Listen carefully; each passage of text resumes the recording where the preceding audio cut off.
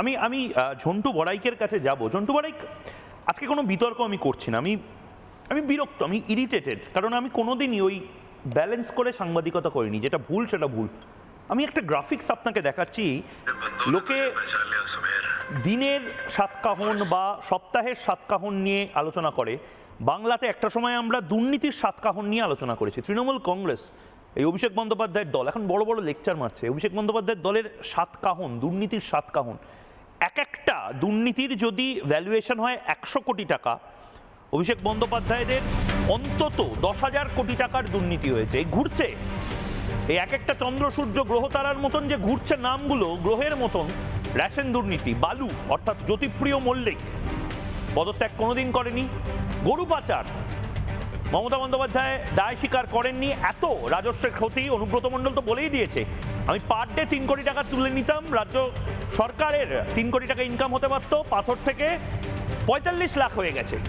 মানে 3 কোটি 45 লাখের জায়গায় 3 কোটি ভাইপোর বাড়িতে ঢুকে যেত। কয়লা, গরু, পাথর, একের পর এক যে দুর্নীতিগুলো, নিয়োগ দুর্নীতিতে পার্থ চট্টোপাধ্যায় তো রিজাইন করেইনি। ত্রাণ দুর্নীতিতে মমতা বন্দ্যোপাধ্যায়ের ডিপার্টমেন্ট, প্রত্যেকটা ডিপার্টমেন্টে যে পরিমাণ দুর্নীতি ছিল।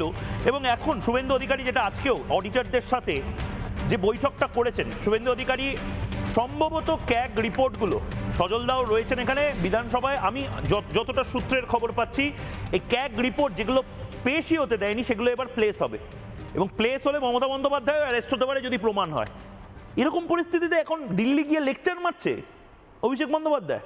না, ওই সজলদা বলছিল না চোরের মায়ের বড় গলা, আমি একটু পাল্টে নেই, চোর ভাইপোর বড় গলা।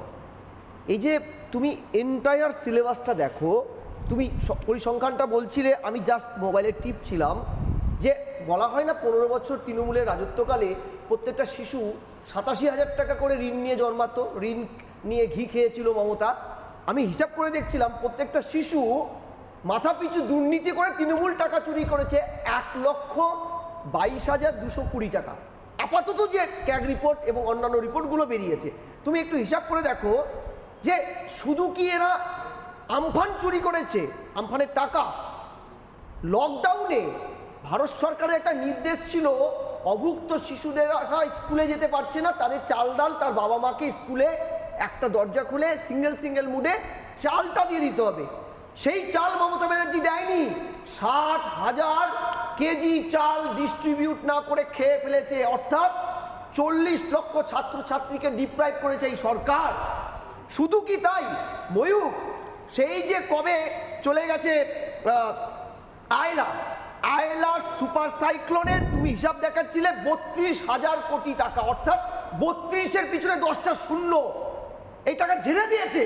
শুধু তাই নয়, সেই যে পুরনো একটা কি একটা বুলবুল ঝড়ের ভুক্তভোগীদের লিস্ট এখানে ঢুকানো হয়েছে।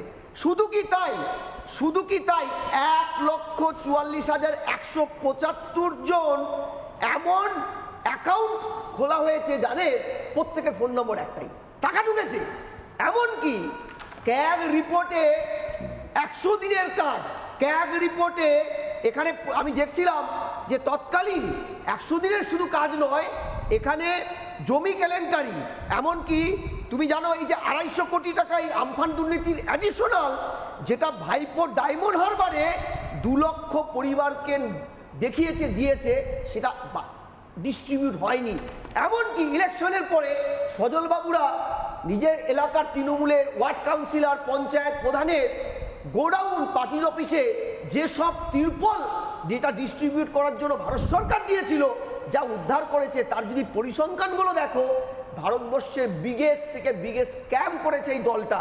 তোমরা বলছো না, এটা বিগেস্ট স্ক্যাম যখন করেছে তার অ্যাকাউন্টেবিলিটিও নিতে হবে, কারণ গোটা দেশে এখন অ্যাকাউন্টেবিলিটির জন্য মুভমেন্ট হচ্ছে। না, অ্যাকাউন্টেবিলিটি নিতে হবে হয় মমতাকে বা অভিষেক বন্দ্যোপাধ্যায়, তাহলে অভিষেক বন্দ্যোপাধ্যায়কে গ্রেপ্তারও করতে হবে। অভিষেক বন্দ্যোপাধ্যায়ের গ্রেপ্তারি কবে সেটারও প্রশ্ন করতে হবে। একদম, তুমি সঠিক প্রশ্ন করেছো। এটা কেন হচ্ছে জানো? অভিষেক বন্দ্যোপাধ্যায় 5 বছর ধরে বেঁচে আছে, মানুষ রীতি বিরক্ত। 164 নম্বর উপধারায় এন্টায়ার 99% পঞ্চায়েত, মিউনিসিপ্যালিটি, কমিশন প্রত্যেকটা মমতা ব্যানার্জি নিজের হাতে রেখেছিল, কোথাও বিরোধীদের দাঁত গলাতে দেয়নি। তাহলে তার দুর্নীতির দায়টা মমতার কালেক্টিভ রেসপন্সিবিলিটি। ঠিক। মমতা অভিষেক কবে জেলে যাবে? মানুষ এই প্রশ্নগুলো জানছে। ও কেন মমতা বিধানসভায় বন্দ্যোপাধ্যায় লোকসভায় দাঁড়িয়ে বড় বড় লেকচার মারছে? একদম।